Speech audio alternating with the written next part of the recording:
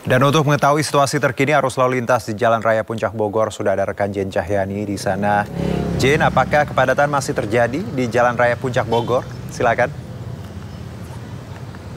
Ya, baik Juno dan juga pemirsa. Kalau kita lihat di belakang saya, seperti Anda juga bisa dilihat di layar televisi, ini memang cukup padat ya di Jalan Raya Puncak Bogor. Dan saat ini sistem rekayasa lalu lintas sistem one way atau satu arah untuk kendaraan roda 4 atau mobil ini masih diberlakukan dari Puncak Bogor menuju ke arah Jakarta. Namun untuk pengendara kendaraan bermotor roda 2 atau motor ini masih bisa mengarah ke arah Puncak Bogor. Hanya kendaraan roda 4 saja yang diberlakukan sistem one way atau satu arah dari Bogor ke arah Jakarta. Sehingga kalau saat ini di tempat saat ini kami melaporkan di Jalan Raya Puncak Bogor ini masih cukup ramai ya, bahkan cukup padat, namun tidak terjadi ketersendatan ya, karena masih cukup lancar meskipun juga ramai. Dan tadi sistem rekayasa lalu lintas dimulai sejak pukul 1 siang karena memang dari pihak kepolisian jadi sudah memperkirakan atau memprediksi bahwa siang ini hingga sore ini akan menjadi puncak arus balik libur panjang pada kali ini.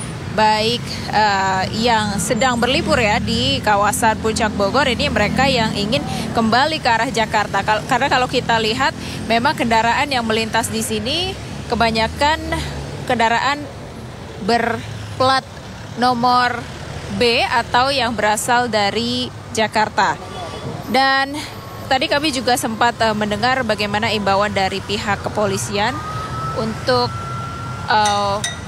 para pengendara yang sedang berlibur dari arah Puncak Bogor untuk tetap berhati-hati dan juga mematuhi aturan yang diberlakukan.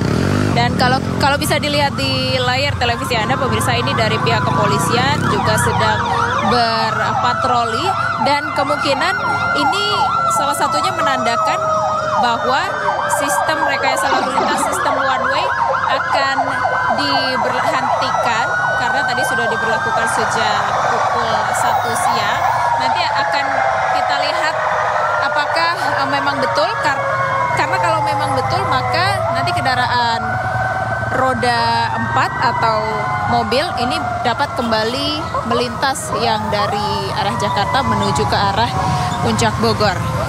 Kalau kita lihat memang 2 hari ke belakang, Juno dan juga pemirsa, dari arah Jakarta menuju ke arah Puncak memang cukup ramai dan juga sempat terjadi ketersendatan. Ini di mana artinya banyak masyarakat Jakarta dan sekitarnya yang berlibur di kawasan Puncak Bogor pada libur panjang kali ini. Dan hari ini adalah hari terakhir libur panjang. Kemungkinan sore ini masyarakat yang sedang berlibur di Puncak Bogor akan kembali ke arah Jakarta. Nanti akan kita lihat, kita pantau seperti apa situasinya hingga malam nanti. Sementara itu Juno. Baik Jen, jadi prediksi puncak arus balik liburan ini akan berlangsung nanti sore karena besok semuanya sudah masuk kerja karena libur dari hari Jumat kemarin ya Jen ya. Terima kasih Jen atas laporan Anda, selamat bertugas, hati-hati liputannya, terima kasih, sampai jumpa. Libur panjang pasca wisata Kota Tua masih ramai dikunjungi. Banyak pengunjung yang bersuah foto di depan Museum Fathahillah dan bermain sepeda ontel. Salah satu kawasan wisata primadona di Jakarta, ini Kota Tua, masih banyak dipilih masyarakat untuk menghabiskan libur panjang pasca kali ini. Para pengunjung kebanyakan memilih untuk bersuah foto di depan Museum Fathahillah dan bermain sepeda ontel. Selain bersuah foto dan menaiki sepeda, pengunjung yang datang juga memilih untuk duduk-duduk menikmati suasana Kota Tua di siang hari. Pengunjung yang datang beragam, mulai dari kalangan anak muda sampai orang tua.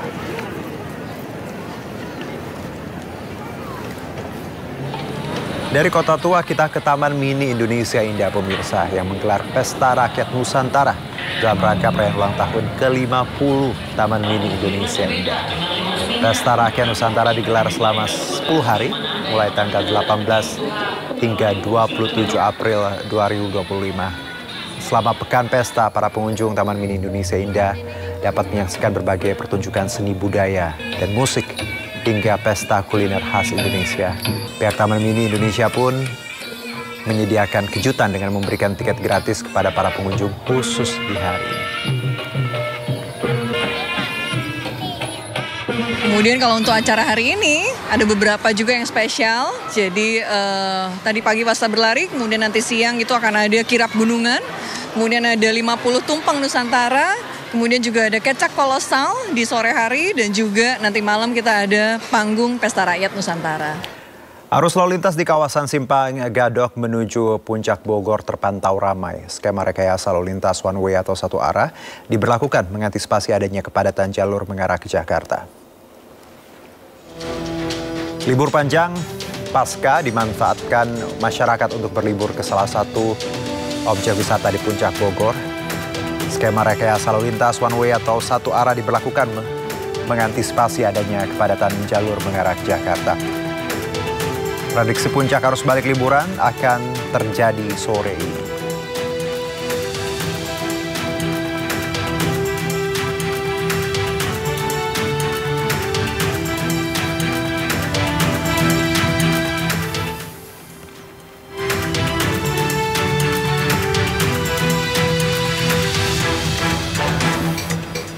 Ya, kita kembali ke dalam negeri. Pemirsa, kawasan Malioboro, Kota Yogyakarta dipadati ribuan wisatawan yang datang dari berbagai daerah saat libur panjang Hari Raya Paskah. Selain menikmati suasana Malioboro, wisatawan berbelanja pernak-pernik khas Jogja.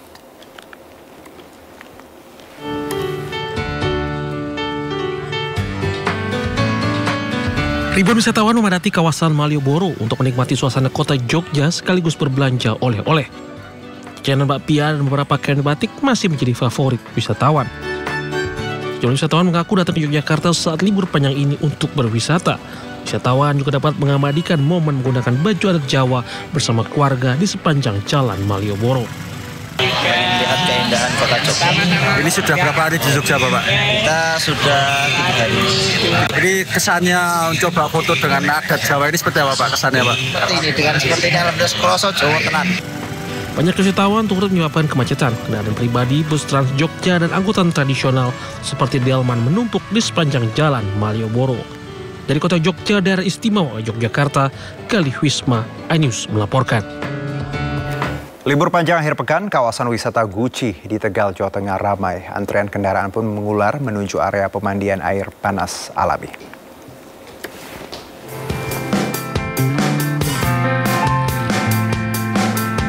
Antrean kendaraan mengular di kawasan wisata Guci Forest Tegal, Jawa Tengah.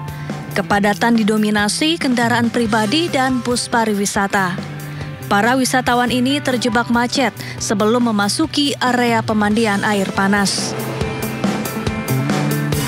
Sementara itu, wisatawan asyik berendam di kolam air panas alami sambil menikmati udara segar dan panorama alam.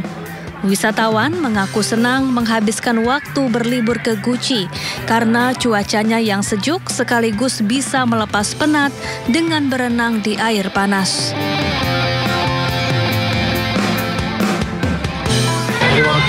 Ini libur panjang sengaja ke Guci ini, Mas? Iya sih, kemarin habis libur panjang pasca kan, pulang ke Tegal, istri Tegal langsung liburan ke Guci. Alasannya apa, Mas, kesini? Gimana? Alasannya apa? Dari tempat wisata yang menarik lah. Jadi ada peningkatan dari hari-hari biasa. Dibandingkan dari hari-hari kemarin yang setelah Lebaran, ini cenderung lebih ramai. Kalau pengunjung dari mana, Pak? Kebanyakan, Pak? Ini kebanyakan sih masih dalam lingkup Kabupaten Brebes, Malang, dan Pekalongan. Tapi juga tidak sedikit juga dari Jakarta juga. Tidak hanya berendam air panas, wisatawan juga bisa menikmati kesegaran udara pegunungan di bawah rimbunnya hutan pinus. Tersedia pula aneka wahana ramah anak dan sejumlah penginapan. Dari Tegal, Jawa Tengah, Yunibar, iNews melaporkan. Libur panjang pasca, bus wisata Bandros atau Bandung Tour on Bus menjadi favorit wisatawan. Akibatnya ratusan pengunjung harus bersabar menunggu antrian bus wisata yang menjadi primadona kota Kembang tersebut.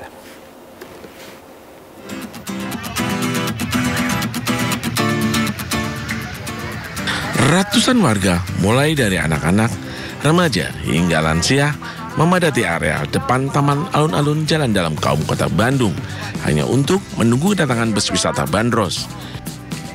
Ya, di momen libur Isa Al-Masih ini, bus wisata bandros menjadi primadona wisatawan yang tengah liburan di kota yang berjuluk Paris Van Java ini.